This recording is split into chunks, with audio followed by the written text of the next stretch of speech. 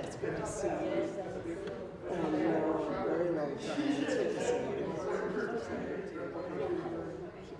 He just makes friends. Yeah, he thinks I make friends with him. He's more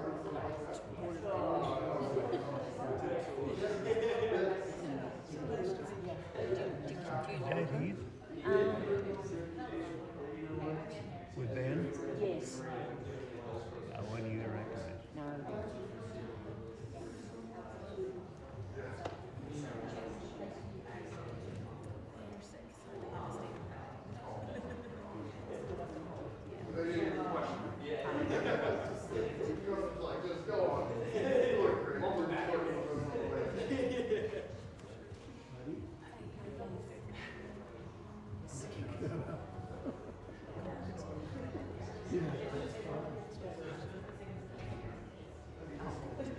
Except for Camry. Yeah, they got it. Oh. Hey. See that? We're gonna go say hi to them.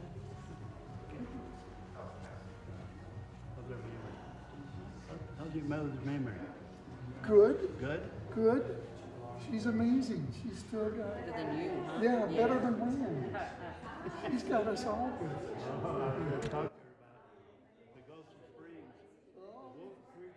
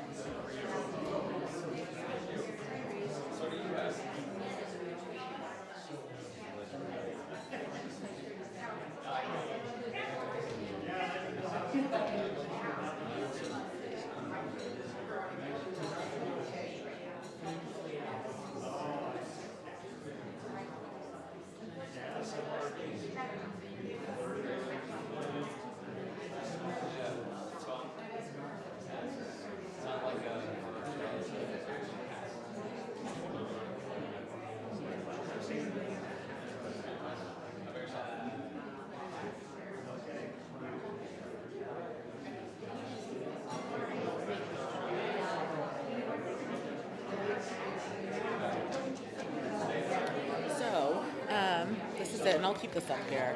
But of course, I'll do the introduction. But before I had to take Tylenol every day.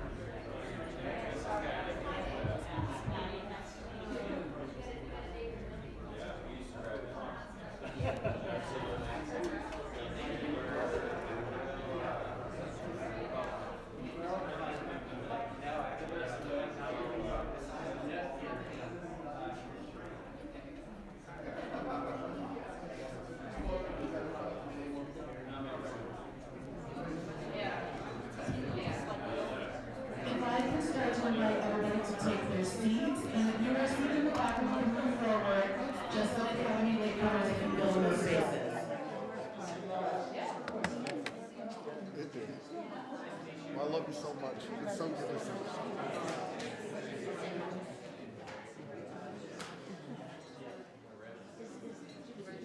She's pregnant at home with the kids, not feeling real well. So,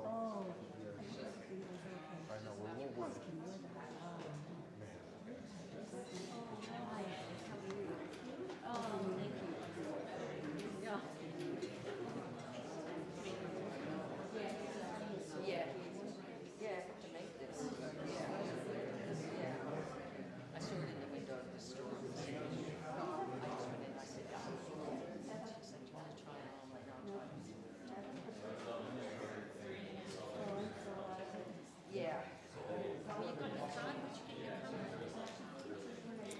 The cards are over there, Roz, and I've been handing them out to people as well.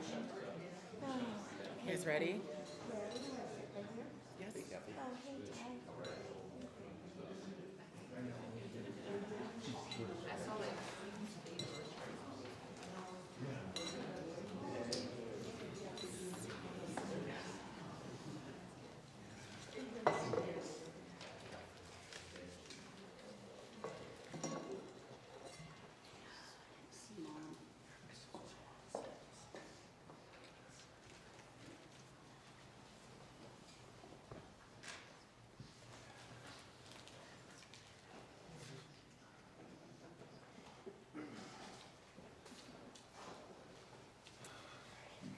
We will start the memorial service for Simon Rand Norton. I do want to thank everybody for coming here to support the family during this difficult time. I will be conducting, I'm the funeral director here at Stark's Funeral Parlor. We will start with the family prayer with Deborah, and then Psalm 23 by Tyler Norton. Life sketch will be read by Roz. Randy and Kathy will be speaking, and then a musical piece, True Blue, by John Williamson. Richard McKay will be speaking afterwards. Benjamin speaking, Heath, and open mic, which I will set terms when we get to that part, and closing by Rick Norton, and I will conclude the service, okay?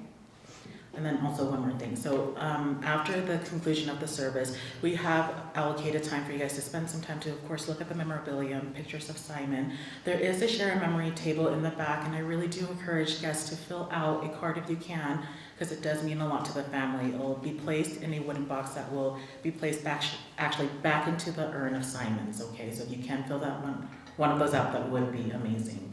And then we will start with Deborah first.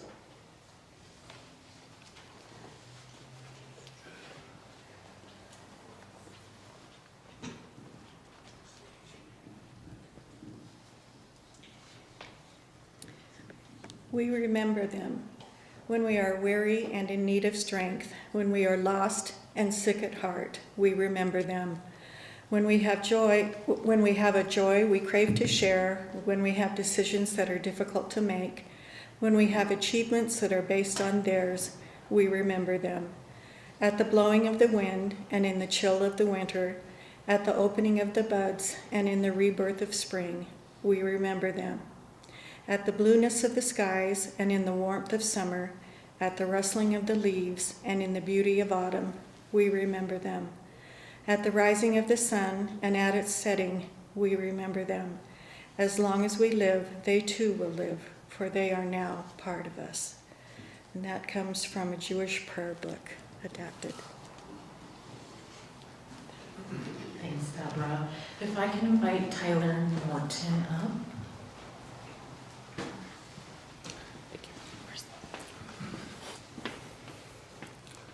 The Lord is my shepherd, I shall not want. My phone turned off. He maketh me lie down in green pastures. He leadeth me beside the still waters. He restoreth my soul. He leadeth me in the path of righteousness for his name's sake. Yea, though I walk through the valley of the shadow of death, I will fear no evil, for thou art with me. Thy rod and thy staff, they comfort me. Thou preparest the table before me in the presence of mine enemies. Thou anointed my head with oil, my cup runneth over. Surely goodness and mercy shall follow me all the days of my life, and I will dwell in the house of the Lord forever.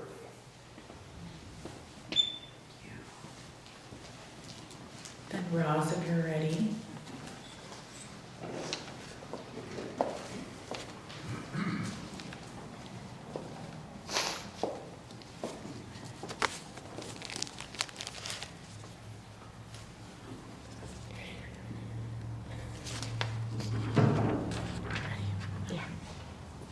Here. Yes, just right in there. Simon Norton was born on January 2nd at 5:20 p.m. at Cottonwood Hospital in Murray. He was, of course, a beautiful baby with big blue eyes. At some point after his birth, I asked his father to ask the nurse about his APGAR scores at 5 and 10 minutes, which measure a newborn's health. So Rand asked her, and she said 8 out of 10 and 9 out of 10, so he's healthy. So Rand asked her, why isn't Simon a 10 out of 10? And she said, hardly any newborns get a 10. I remember thinking as I lay on the bed in the delivery room that Simon had been in the world maybe 15 minutes, and already we're trying to change his grade from 9 out of 10 to 10 out of 10. Simon was a happy and active toddler and preschooler. He had a lot of energy and used to run everywhere. He was very inquisitive and asked a lot of questions. He needed to know the details of just about everything. Once when I was driving, he asked me how glass is made, and I wasn't sure. And I told him I thought that glass was made from sand. When I looked in the rearview mirror, he did not look impressed. He threw his hands in the air and said, just say you don't know and stop making stuff up. Simon loved his toys. He had a large collection of action figures and he loved every single one of them. He also kept all the small pieces that came with them, and I was always looking for G.I. Joe's weapons or Michelangelo's nunchucks. Simon fought off imaginary enemies for years, and everyone who played with him had to do so as well. His brothers, who were much younger, also joined these imaginary battles, with the three Nortons victorious every time. For a while, Simon had an imaginary friend called Nonny. He insisted I bake Nonny a cake for his birthday and buy him a birthday present. Once, I accidentally left Nonny at the gas station, and Simon cried and cried because he would be all alone and scared. Finally, I did what any sane person would do. We got in the car, I drove back to the gas station, I opened the door for Nonny, and we went home. One day I noticed that Nonny was no longer living with us, and Simon said he moved to Park City. Simon was maybe 3 or 4, but even then he had an understanding of inclusion and fairness. Everybody, even imaginary people, matter. no one gets left behind, and all successes in life are celebrated.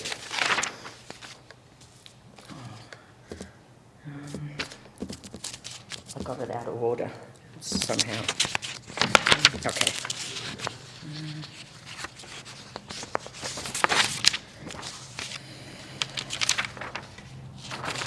Simon started school at Mill Creek Elementary through the 3rd grade. When Simon was young, we also went almost every summer to Australia to see my parents. There were lots of wide open spaces, motorbikes, and lots of animals, and Simon loved it there.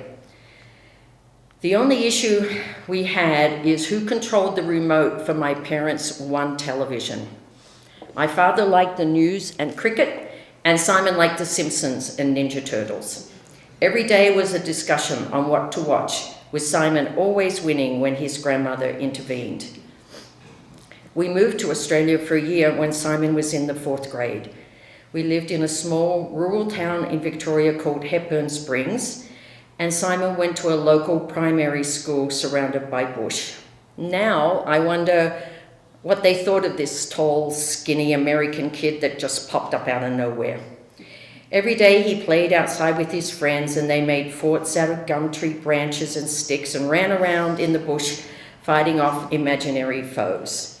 He played cricket and Australian rules football in his own special, I have absolutely no idea what's going on here, way. Victor once asked if he was learning anything, and I said I didn't know, but I was sure he was having a lot of fun.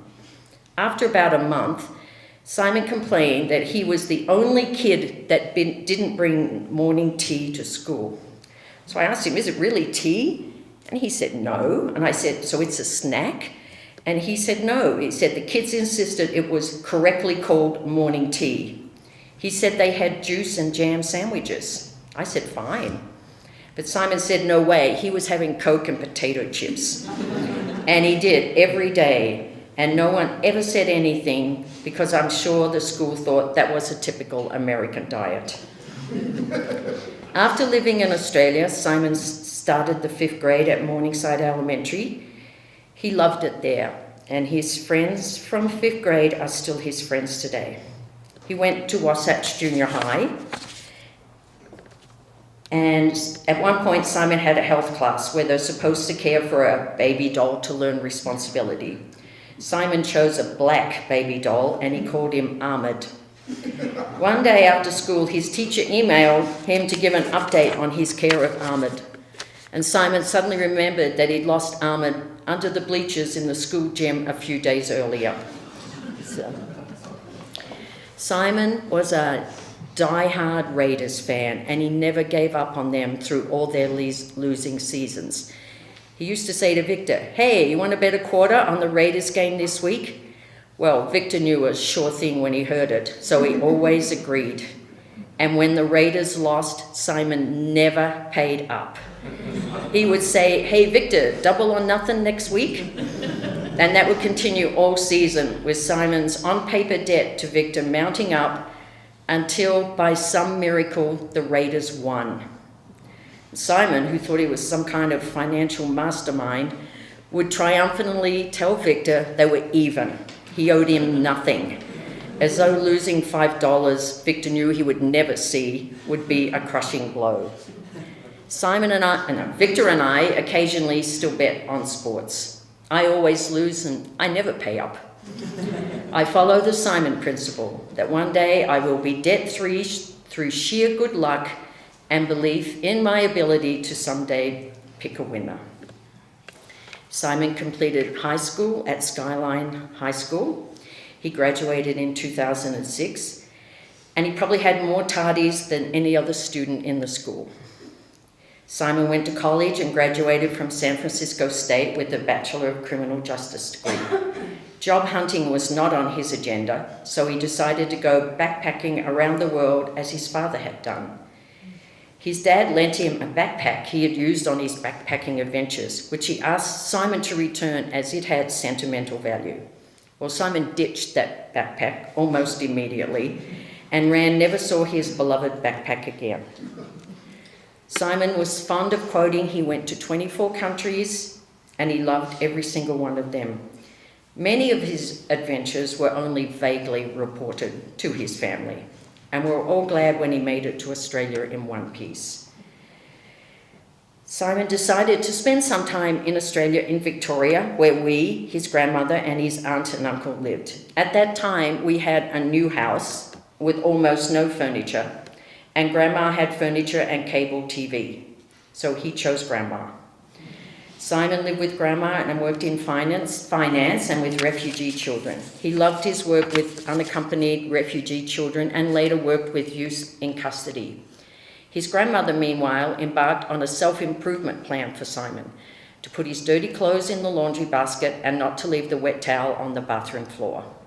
It would seem that they were very different, but Simon took his grandma to buy groceries and helped choose plants for the garden. Simon then decided to move to Sydney and go back to university. He chose law, which he found uninteresting, so he went to work. He was hired by a large insurance company. His team called him the closer because he could convince anyone to close an outstanding claim. I'm not sure if it was his comprehensive knowledge of insurance policy or just his ability to sap the will of a holdout by relentless explanation and determination. Simon somewhat embraced Australian life. He liked the weather, he liked his friends and activities and the vibrancy of Sydney. He embraced cultural diversity. He liked his name changed to Simo. He never understood the public holidays, so someone would have to tell him, "No work on Monday, it's a holiday, mate." Yeah. While Simon never knew who exactly the Australian Prime Minister was, he knew everything about the rest of the world. He followed the downfall of Assad in Syria, the war in Ukraine, the plight of refugees the world over, and the conflict in Gaza. When you talked to Simon on the phone, you knew you had to have your knowledge and the strengths of your convictions ready. You could never say, "Oh, I'm not following that," because that never worked. Once he asked me if I knew that when British India gained independence in 1947, it was divided into two nations, India and Pakistan, with the boundary known as the Radcliffe Line. I didn't know, but I soon did, as Simon gave me a lecture on the displacement of people and widespread violence that followed. We had many conversations about world politics, and I miss those conversations now. When I was travelling 14 hours back from Sydney to LA, at some point I watched a movie. It was a Scottish movie with lots of bleak cliffs and continual wind and rain. At some point, the characters were discussing the loss of someone they had both loved. One said, "It never gets easy, but it gets less hard."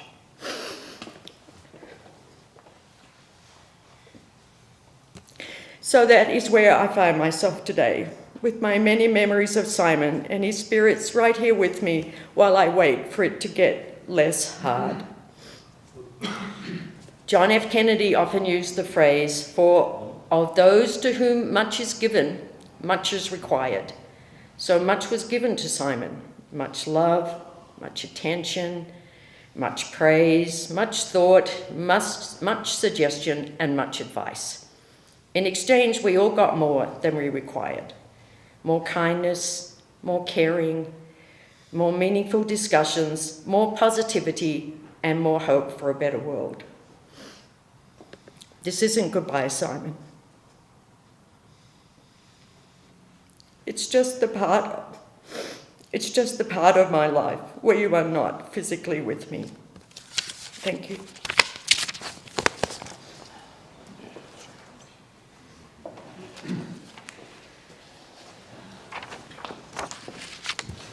Rand and Kathy, you guys already invite you to come up.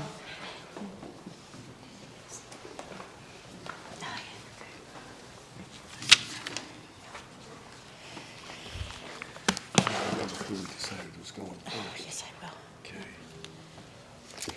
Hello, everyone. We appreciate you all being here.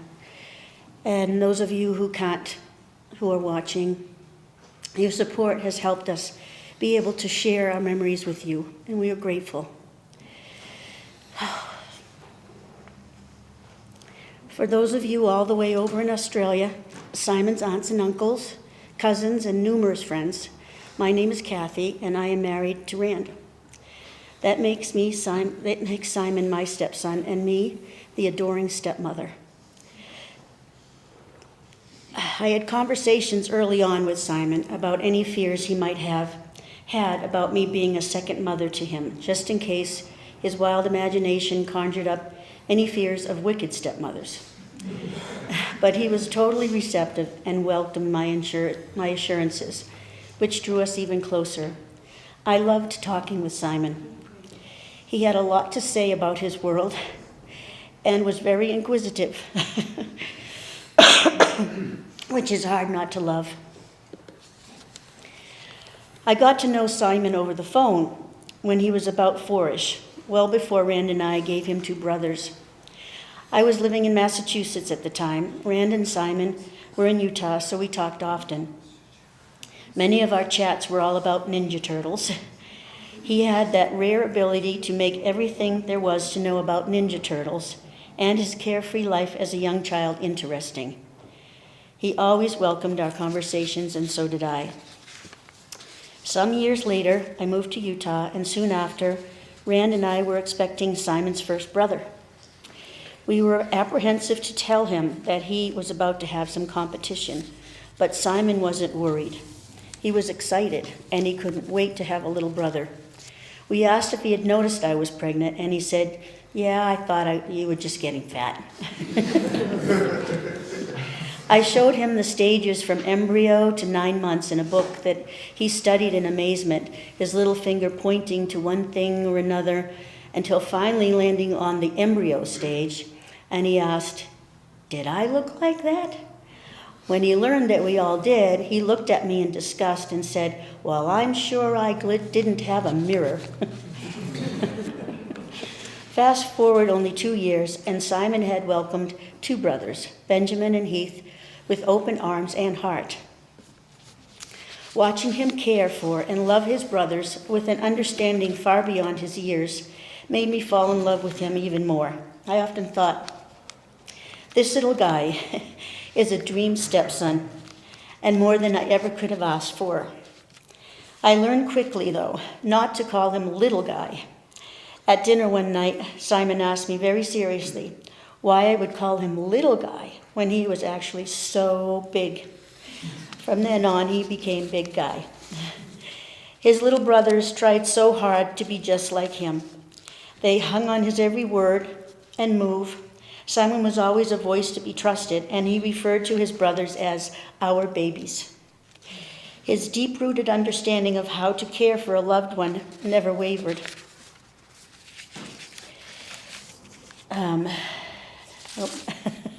Simon could always be counted on to offer a vantage point we couldn't see until he showed us. Sitting in the car one day, waiting for the rest of our crew in the driveway, Simon asked me, and you'll relate to this, Ross, "Hey, Kath, how come we can see through the window and not through the brick?" I'm several classes away from having an answer for that one, but he did know how to get to my heart and my laughter, often. As the Costas have been saying these past days, we loved his ways. He was his own person with a great personality. His cousins, who are all about 5 years younger, have been reminding me this week how important he made them feel and how confidently and easily he showed them his love. They were a pack of 9 boys growing up together with the same interests and energy. Simon wasn't the only one to give nicknames to the people he loved. My dad had nicknames for every grandchild while he was still with us. Simon was Grand Poobah, and he wore it proudly. They all had a T-shirt that they had drawn pictures of themselves with their nicknames underneath, and Simon was right in the middle, carrying a football. Grand Poobah. Those were, and still are, very treasured times. As a high school student, Simon became a Catholic all on his own. Unbeknownst, he'd called my mom to ask her to be godmother. She was honored and accepted. They stayed in close contact until a couple of years ago. After Simon's college years, we didn't see him much, but when we did, you'd think Snoop Dogg was coming to town. The anticipation, the hugs, the sports, and fun started all over again. We never wanted him to get on that airplane and fly so far away from us. Sorry. After settling in Australia, the phone contact started again. We spoke frequently, sometimes every night, and listened to his funny stories about his many friends in Australia, which made us happy. But we missed him. Every place we went and every holiday gathering, we would feel his absence like an ache. We missed him and his quick wit, his hilarious quips and perceptions. We shared a lot in those phone calls, but every call was a reminder of how much he was disappearing from our lives. I'm trying not to think too much about that and concentrate instead on how fortunate I am to have had this big, beautiful heart of a person in my life who shared so many meaningful insights. I still hear your words, Simon, reminding us of our connection and how important it is to take care of each other and keep our unit strong. I will remember you as that perfect big brother whose insights helped us appreciate our world and its surroundings. You were a faithful, loving son. I think you knew what a blessing you are to us. As the saying goes, there are some who bring a light so great to the world that even after they are gone, their light remains. And that is your light, Simon.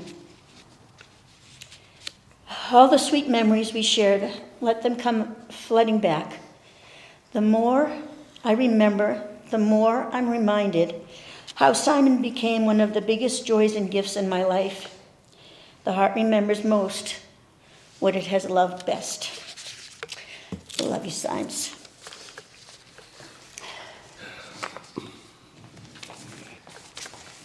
There's a prop I hadn't anticipated. I know.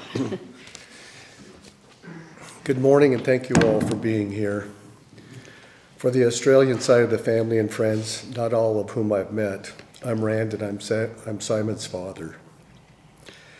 I'd spent days boiling down weeks of anger, frustration, and pain over how unfair this all is to me and his friends and family, and to 20 brief minutes of screaming, shouting, and cursing at the top of my lungs.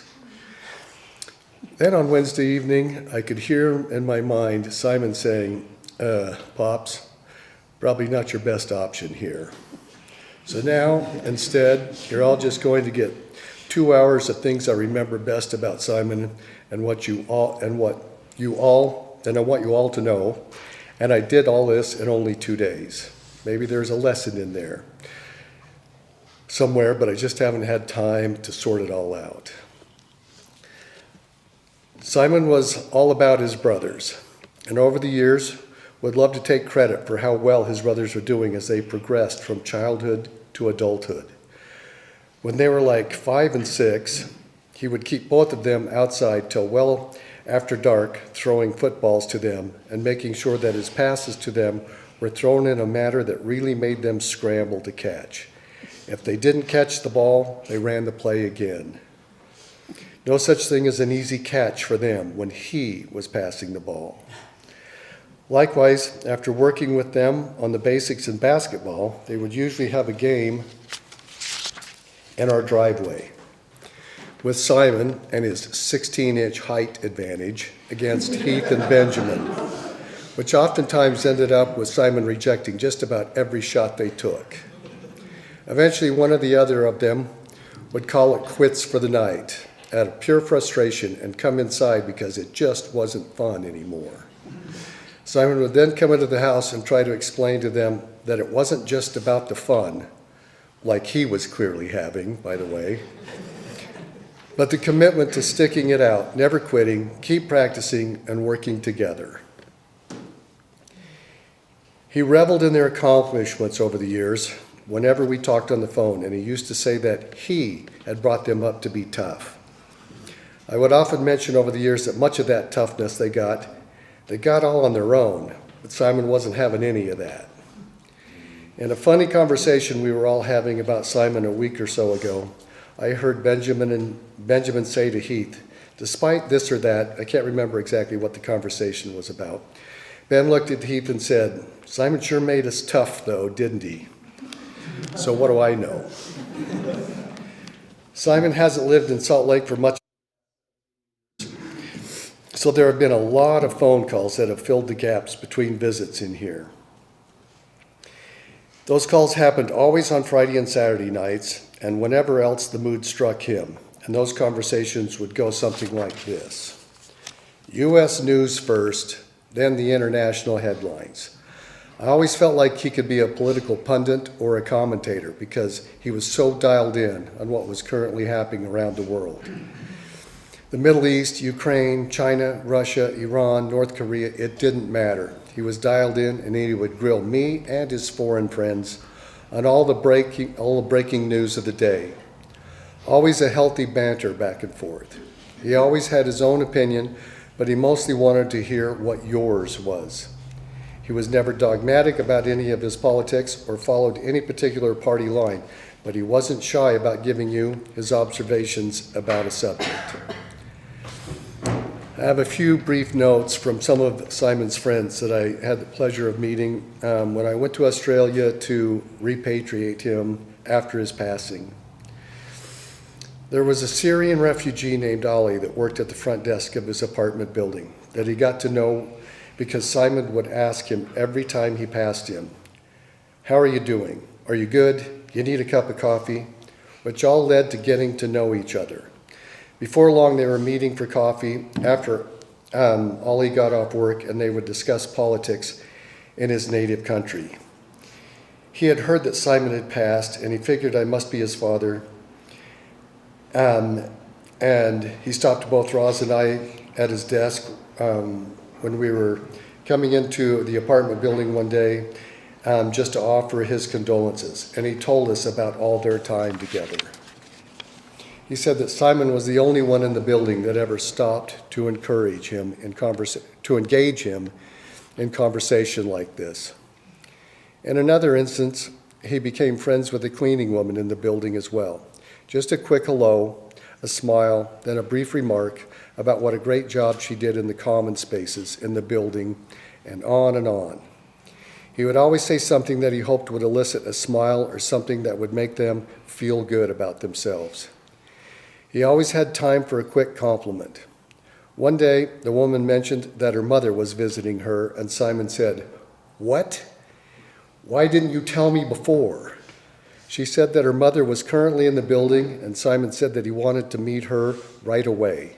Upon meeting the mother, Simon went on about what a fantastic job the daughter did in the building and what a great personality she had, which all had to be translated by the daughter to her mother.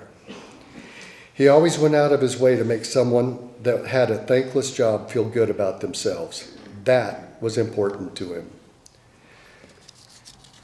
Because he always lived in the student districts of Sydney, he usually had a wide variety of friends from all over the world. Simon never had any problem making friends, although there were always significant turnovers in his friends because they would move in, do their studies, and then move back home.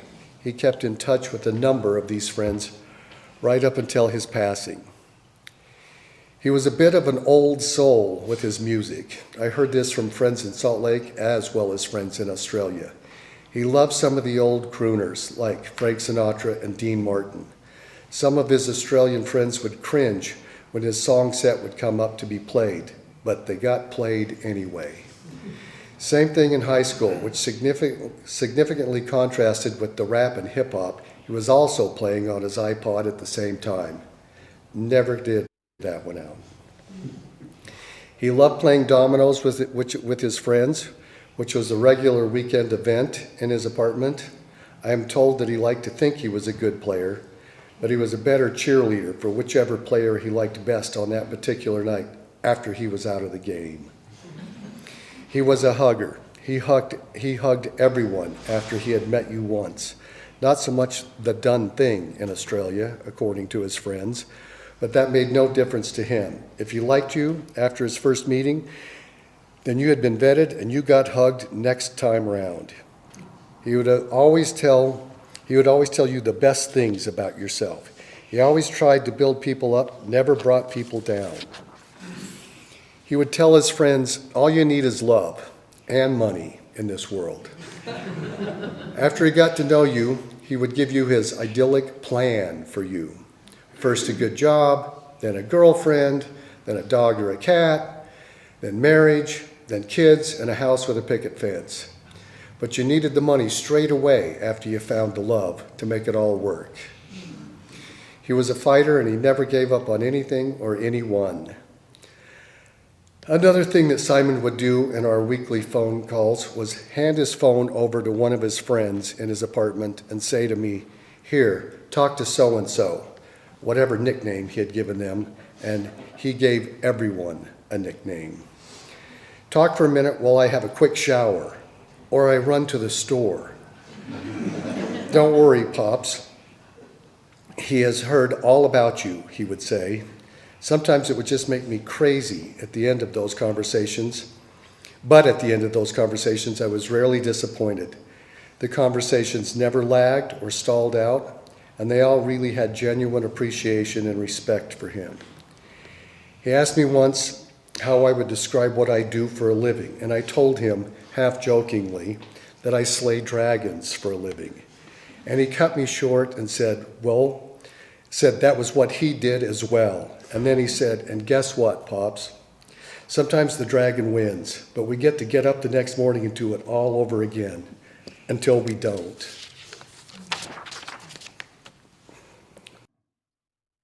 At times, my concerns about Simon not having his full potential, not reaching his full potential, and agonizing over how to help him or questioning if he was really happy there, blinded me to what I realized he already had. His Australian friends and his friends from wherever were his family away from home. They all really loved each other as well. I was never really aware of this until my last trip to Australia. If indeed we are all born with a purpose in life,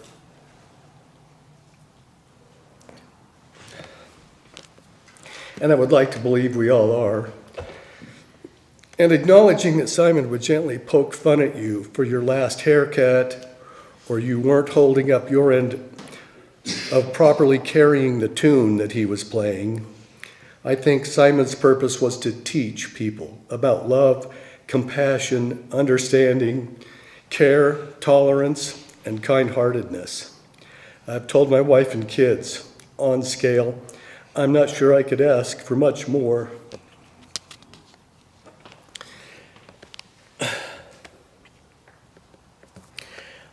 I would like to thank and acknowledge all of you here and afar, both family and friends, for surrounding both Kathy and myself with the knowledge of friendships that matter, the kind words, the encouragement, warm hugs, fond memories, the beautiful sympathy cards, and most of all, the deep, heartfelt love we have experienced over the last month. Most of this was largely unacknowledged by me because of the headspace I'd put myself in. Thankfully, Kathy has granted me the space to deal with my grief and intervened on my behalf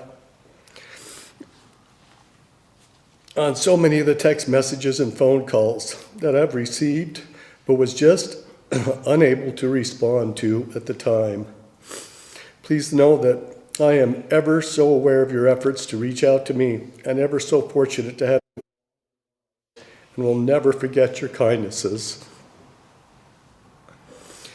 I've heard from so many of you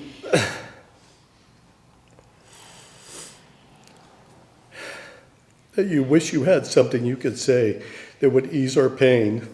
Well, don't worry. We really have no words ourselves that could possibly explain the way we are missing Simon today.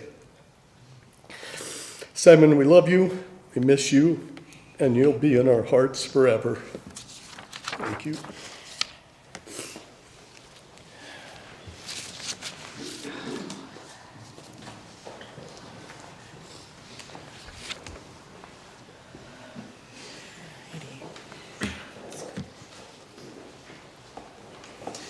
During this time, we'll be playing the musical piece True Blue by John Williamson. So just a moment of silence while this musical piece plays, and then afterwards we'll have Richard McKay speaking and going forth, okay?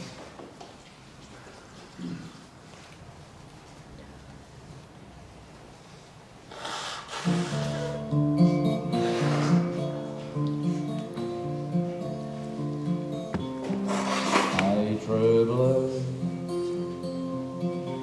don't say you've gone. Say you've knocked off for a smoke out, and you'll be back later on. Hey, True Blue, hey, True Blue, you're to me straight, face to face. Are you really disappearing? Just another dying race. Hey, True Blue,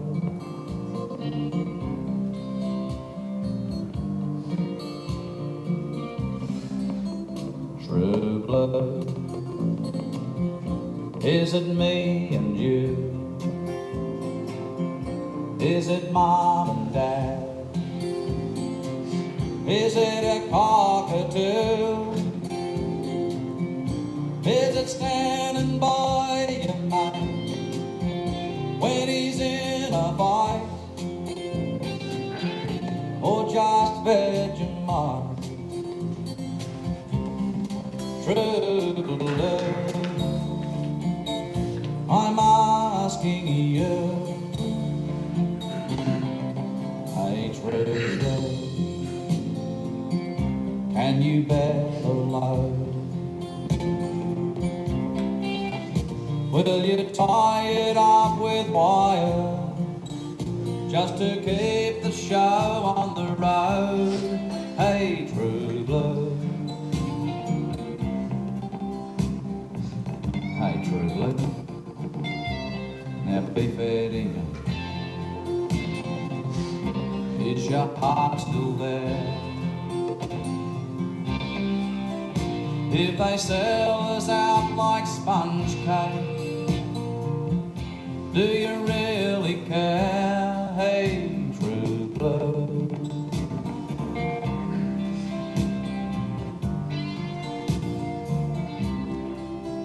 True Blue, is it me and you? Is it Mom and Dad? Is it a cockatoo?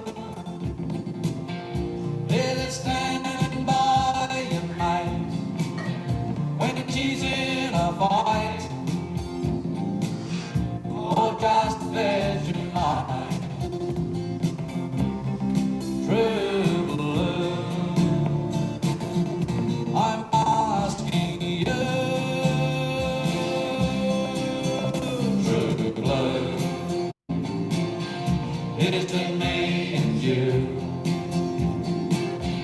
Is it Mom and Dad? Is it a cockatoo? Is it standing by your mate when he's in a fight? Or just Vegemite? True Blue, True Blue.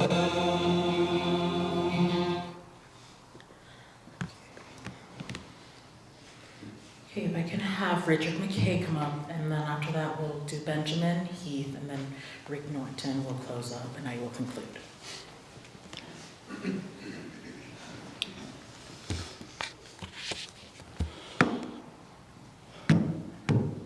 I'm really nervous. And and it's hard to follow that up. I wrote something, but I just want to talk about Simon for a second. Looking back there at his pictures and just exactly how much he filled into 37 years. I mean, he's got a passport back there as an infant, and he was more well-traveled at the age of 2 months than I am at 37. So that's worrisome, you know. Simon was a great basketball player, and you wouldn't think so. His physique was a bit, we'll call it skinny. He'd call it lean and wiry. He might have beat you guys being 18 inches taller, but he beat me every single game for 15 straight years, to the point where I remember we were playing at my grandparents' house, and my grandmother said, "Dick, I think we need to get RJ some glasses. He can't even hit the rim." You know?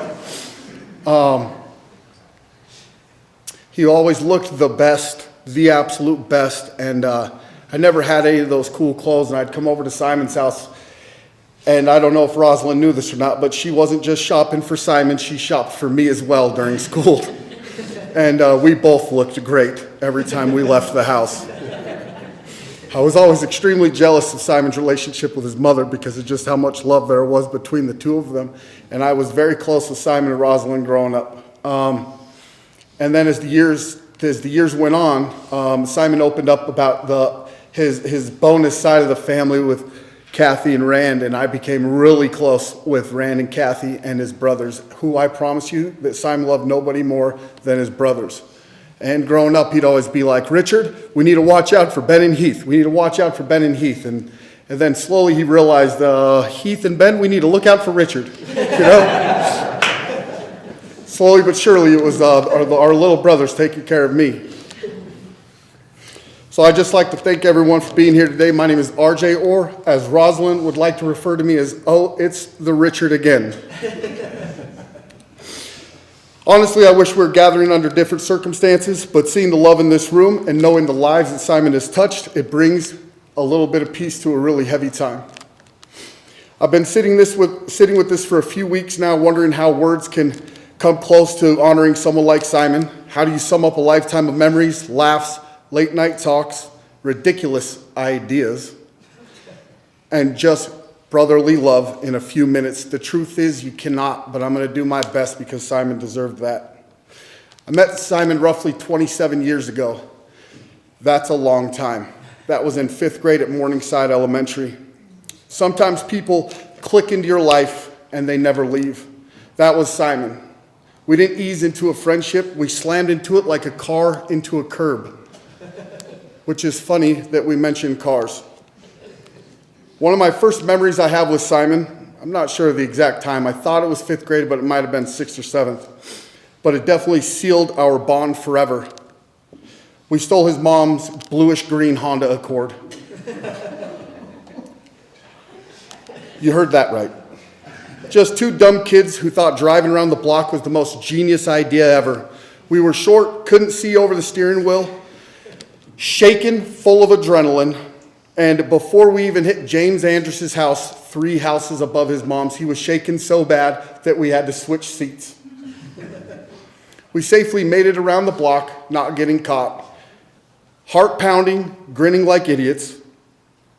But we didn't get far, but that moment was the beginning. That day we crossed the line from schoolmates to lifelong brothers. And that's what we were through everything. Through every chapter, good, bad, wild, beautiful, Simon was there. Another moment that always stuck out with me was during a junior jazz basketball game. I remember some kid punched Simon in the stomach out of nowhere, and it was a real cheap shot. And no hesitation, I immediately shoved that kid to the ground.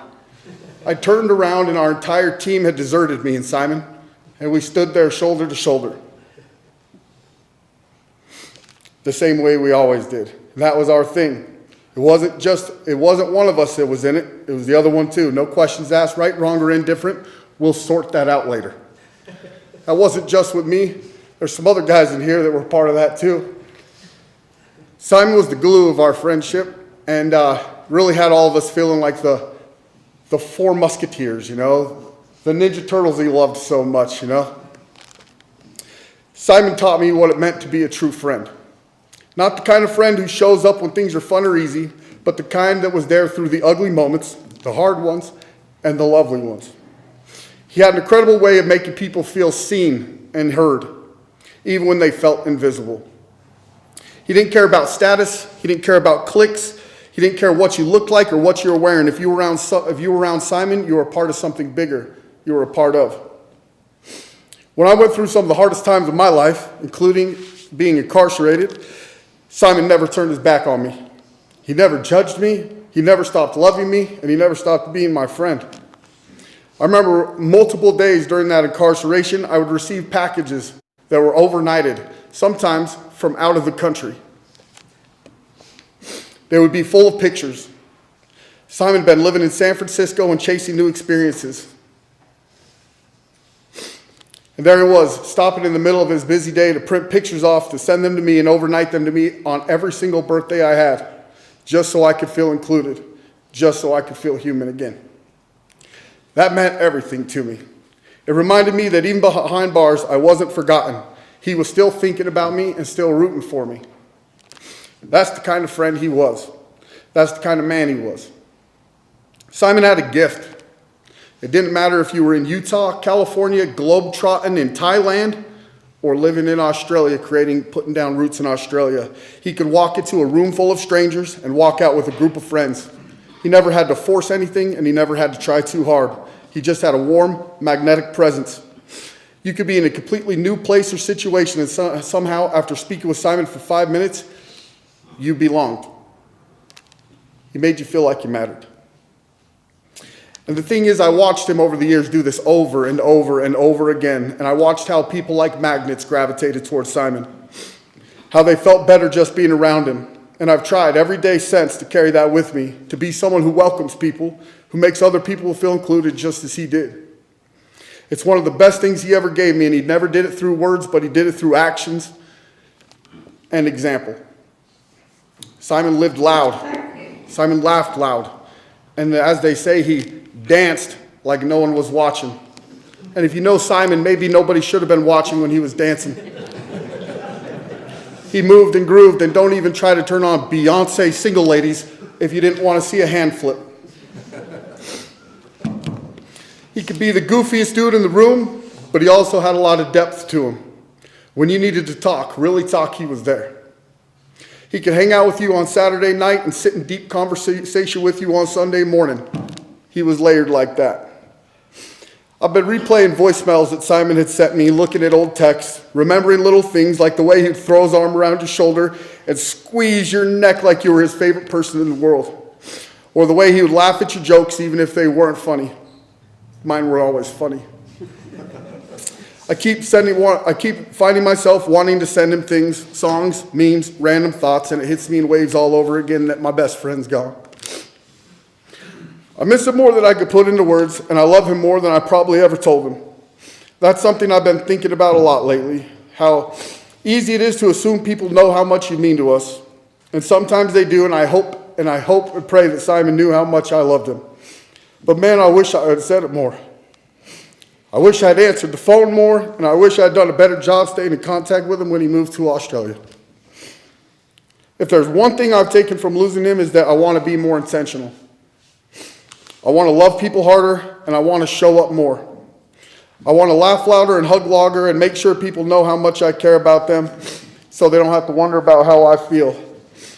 Simon changed me, and not just when I was a kid, not just when I was struggling, but even now after he's gone, I still hear his voice in my head, still feel his presence, and still lean on lessons he taught me through friendship, through loyalty, and through the simple fact of being there for me all the time.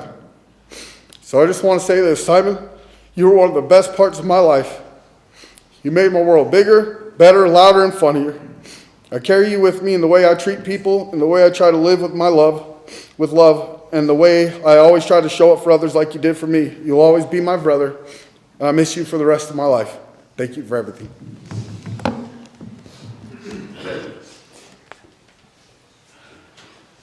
Thank you, Richard. And then if I can invite Benjamin. Thanks. All right, we'll see how easy this one is, huh? Simon was a huge influence in my life from day one, the number one influence in my life. I don't remember that day one, but I was definitely assured by him every single day since I've been conscious that he was the biggest influence. Simon was the best older brother. He bullied you like any good older brother should, but with a little bit of a catch. He was always trying to make you tougher than what the world could throw at you so that you could be better than those who fall. He wasn't trying to be dominant, he was trying to be a teacher. Once he could finally break me or Heath, he would sit us down and help us find why we broke, nurture us back to a point where whatever happened would never affect us again. My older brother was the most selfless human I've ever met. He always gave the best advice. I was able to go to him with everything, no matter how bad of a mistake I'd made. He was there for me with no judgment, only understanding and love. I have a lot of fond memories growing up with Simon, from recently when he'd say, every time I talked to him that he was ready to swim across the ocean from Australia to the United States if anybody fucked with me.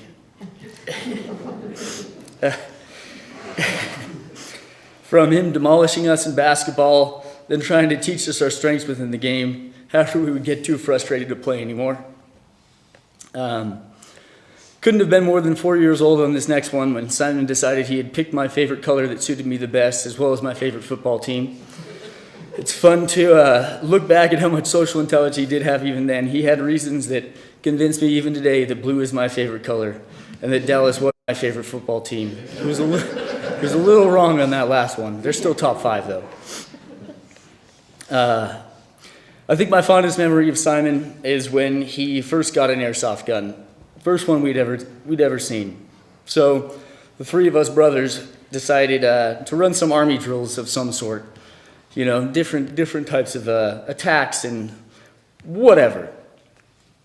Simon must have been 13, putting me and Heath at 7 or 8, right? So we go out into the yard, and one of the many missions that we ran that day was for me and Heath to line up on one end of the yard, gunless, with Simon on the other end of the yard, trying to pick us off until we could hit the checkpoint. So I think you can imagine how that went. I took a nice shot right to the forehead on the first within 10 seconds. So, we call it off. Simon's like, of course, we got to run it again. So this time I just duck and cover and I go into the fetal position. So Simon calls the whole thing off. He comes over to console me, and I remember him saying something along the lines of, "Bueno, you got to get back up. The real world won't be as nice to you as I am. I've got to keep you prepared."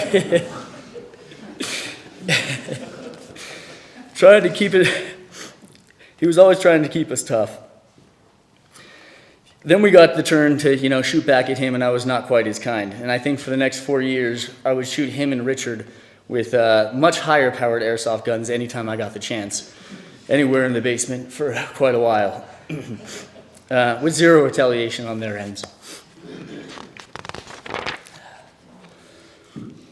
Simon was really good at bringing everyone together. He created some very lifelong family friends, Craig, Richard, and Alan, whom I know really well. And then he made sure to threaten them into taking care of me once in California and Utah once he moved away. I'm very grateful for that and their care and support and protection that they've always offered and that I've felt from them. That's just what he did. He just created communities. That's just how he was. Simon always made sure to bring his family together as well, calling usually twice a week to each individual in the family. If you didn't answer, or at least send a text saying I'm okay, he would relentlessly call you for days until he at least got a thumbs up or something back. When I did chat with him, he always made sure I was aware of what everyone else in our family was going through and the support they may need any given week, bringing us all closer. Even after he had passed, I was informed by my dad, who was really taken care of by Simon's Australian friends and family that he had made out there. He was doing the same thing in Sydney, giving life advice that brought more individuals together and helped them make choices that clearly benefited their lives. Even though I may have missed 60% of the phone calls he sent to me, he maybe missed 2 of mine in 8 years. This just goes to his character. There's barely a day that passes that I don't lean on something that he taught me. Till his last day, any problem I had was his number one priority. I know Simon cared deeply about his family and chosen family, and that he would have happily given up anything and even taken a bullet for any one of us. And this isn't a brag, but he did make sure to every other individual that they knew his little brothers were the most important thing to him in the world. And I felt that every day. Simon always made me feel important, valued, and as valued as anyone or anything has ever made me feel. Simon taught me how to create a true chosen family. Watching at such a young age the bonds that he had created with Richard, Craig, and Alan, truly becoming family and brothers, how their code was nothing short of how you'd treat your mother on your worst day, on your best day.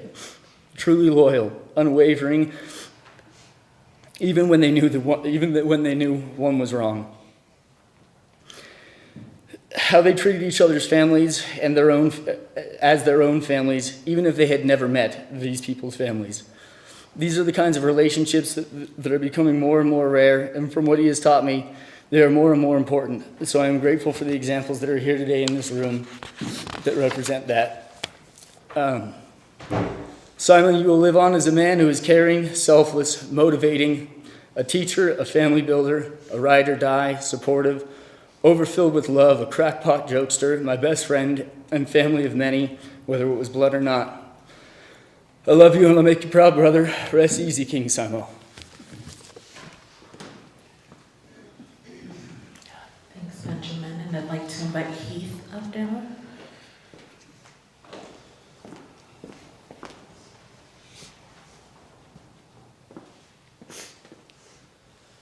Okay, I'm pretty nervous too, but I'll keep this kind of brief. But as my oldest brother, Simon obviously had a huge influence on me as well. I looked up to him in pretty much every way. He's the reason I got into football and basketball growing up, and pretty much the whole reason I was sports were part of my life, but he influenced my taste in music, my favorite sports teams that I still love, my clothing. He taught me how to drive, probably about the same time that him and Mackie started to drive.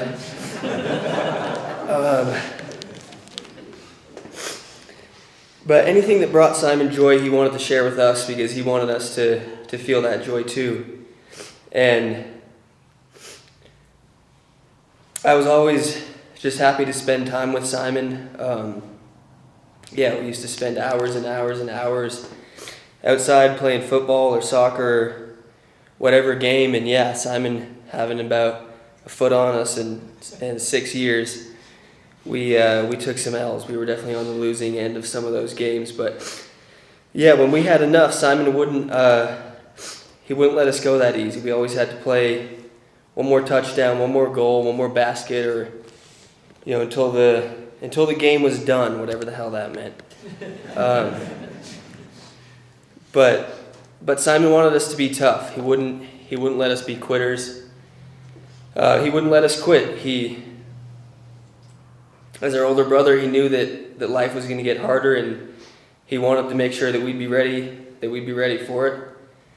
And he always looked out for us in that way until he died, and it was something that he took a lot of pride in. And as he should, I'll always be thankful to Simon for that. As we grew up and Simon moved, he was better than anyone I knew about staying in contact, and we never really drifted an inch. The times we did get together when we were older were some of my fondest memories. When I visited him in Australia, everyone from his closest friends to the people I didn't even meet because they just knew that I was his brother, would tell me how much they loved Simon and how great of a person he was to everybody out there. That was years ago, and he never missed a chance to let everybody know to let everybody he came in contact with feel seen and heard and loved. He did it every time he crossed their path. If it was the just acquaintances or close friends or the cleaning staff, he always made sure they feel seen and heard. Simon took a lot of pride in making us tough when we were kids, but it was impossible to know Simon without learning a deeper level of compassion and family just by seeing the way he treated people. When we weren't together, Simon, he always answered his phone no matter what time it was, no matter what he had going on, no matter what, if he was working or whatever, he was always ready to talk about anything.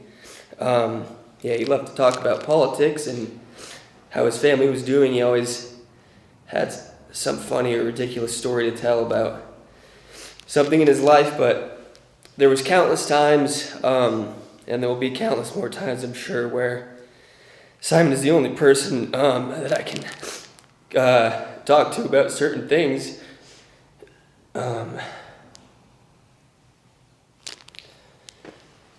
But yeah, Simon was sick when he died for a little while, and he didn't want help. He didn't want to be a burden. He wanted to be the one that was lightening the burden for people, and I just hope he knows how much he lightened it for me and for us, and how much we loved him. We lost a brother and a son and a friend, but we gained a guardian angel. Love you, Simon.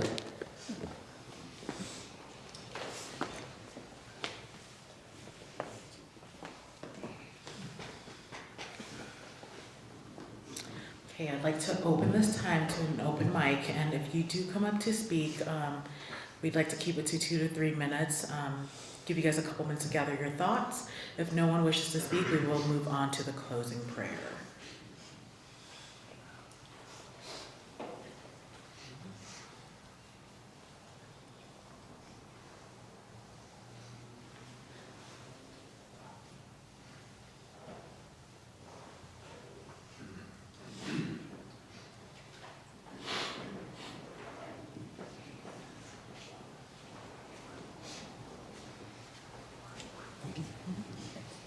Hello. I know none of you know me, but Simon was a really good friend of my son, Craig, and I just want the family to know that anytime I met Simon, he taught me just what real friendship, loyalty, and just caring about people. Every time I met him, he hugged me, wanted to know how I was doing, and I met so many friends through him. And I've never seen a man care about people as much as I saw Simon care about people.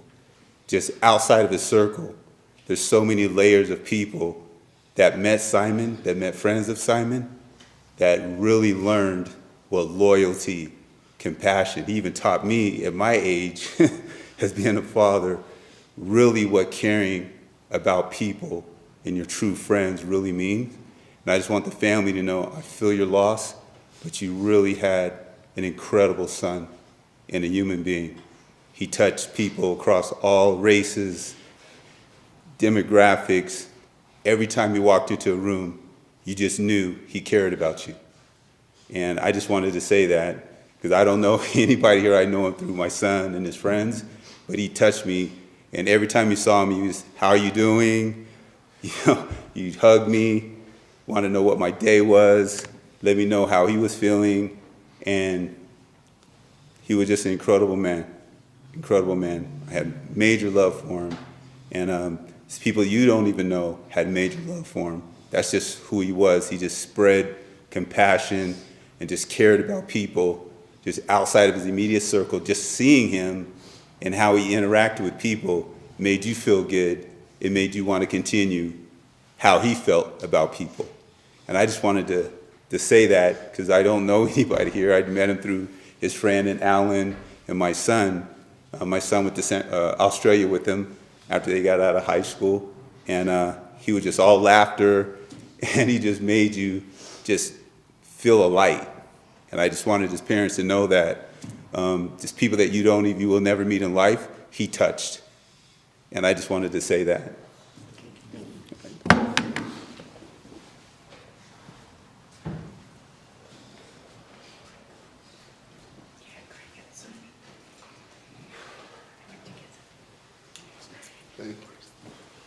I'm that guy's kid.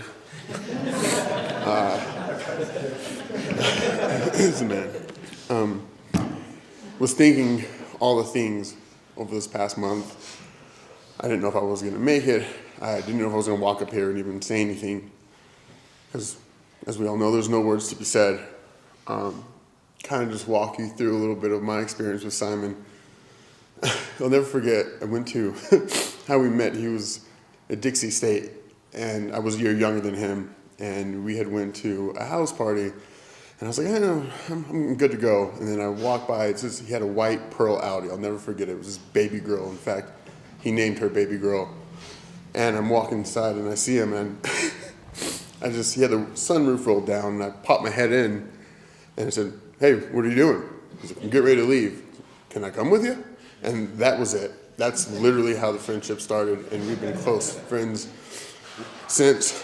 I think about timelines. You think, 18 to 30, it's where you're developing, it's learning where your personality is, what character building traits are. And a lot of it, I'm willing to say, close to 60%, aside from my dad and my mom, mostly my dad, learned from Simon. Taught me how to be a better person, how to be a better son, how to be a better friend. And one memory that I always remember is, and Rosalind and I went to lunch, we talked about this yesterday, or the day before, I don't even know what year it is. Whenever Simon was having a bad day or something wasn't sitting well with him, I always knew because he was on the phone with Rosalind. And that will always stick with me because afterwards we had to decompress. And he was my closest friend, my brother, my therapist, and I know the world will never be the same, but I'm really good at public speaking, but this is a little bit harder than usual.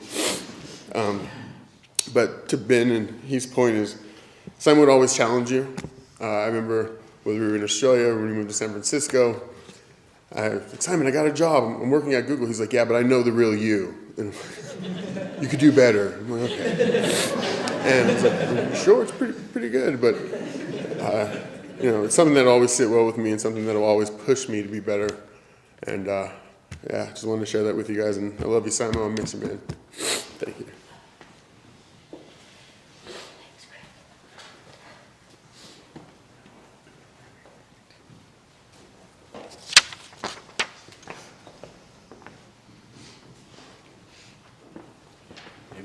How's it going? My name's Alan. And I've known Simon since 6th grade, playing football. We were about 11, 12 years old. And we were never the biggest guys on the team. But he's pretty athletic, I'm pretty fast, so we always kind of stuck together. And, getting knocked down, Simon would always be one of the first people to pick you up. And to say, keep going, next play. And when we moved to San Francisco, we would keep throwing football around or playing basketball, and he really would just never want the game to end. And that's just how he treated life. He never wanted the game to end. And he always wanted to win. And I guess one of the best stories about how he would care about people is when Craig and Simon and I moved to San Francisco. We didn't have very much money at the time. But Simon would take care of us, and we ate lasagna almost every single night. Okay, or spaghetti almost every single night. For a few different months. I haven't eaten spaghetti ever since. And that's not even a joke. That's how much spaghetti we ate. But Simon always made sure that he came home with some noodles and some ground beef, and we would share it. We'd share that. every night, because that's just the kind of person that he was. Is that even when you're down, he's always going to be someone to take care of you and push you, and always give you a laugh, and always teach you to be tougher, just like you guys were saying. And he gave us the same kind of bullying. And, yeah, but I guess one of the last things that he texted, Craig and Richard were, you got to be nicer to Alan.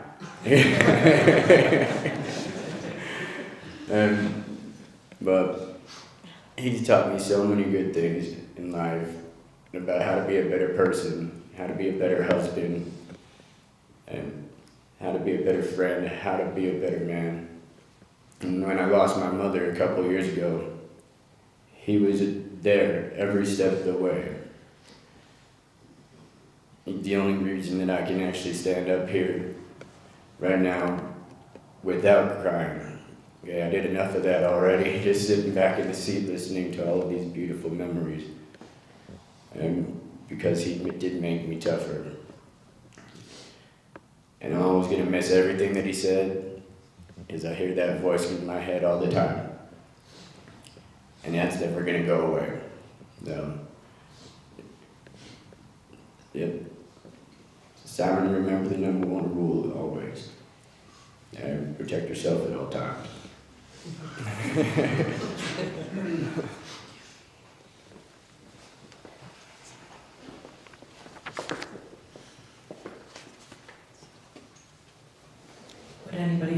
Would anybody else like to come up and speak during the open mic? If not, we will move forward to the closing by Rick Norton. Okay, Rick, if I can invite you up.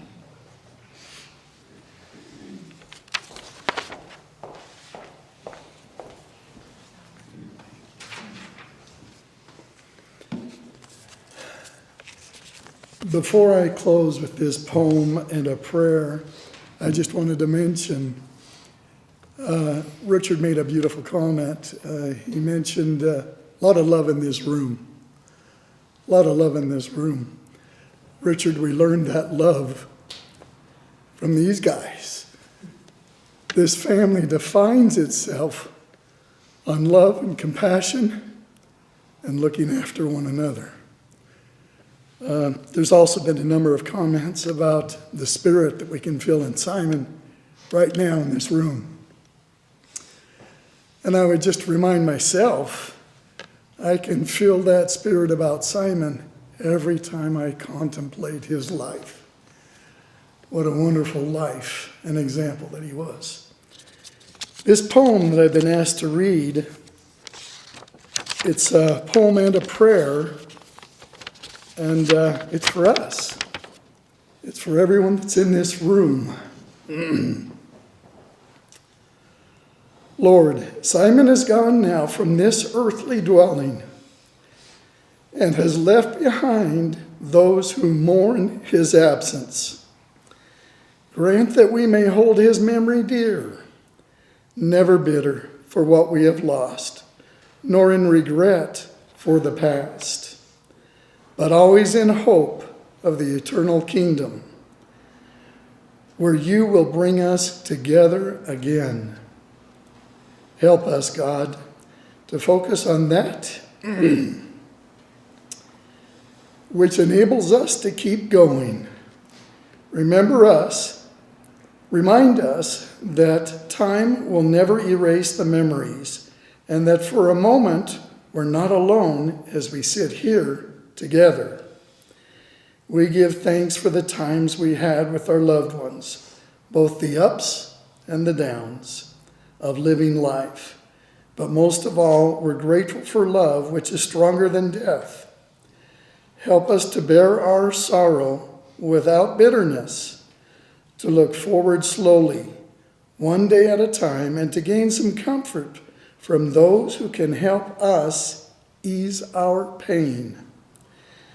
Be with us now as we encourage and support each other. Amen.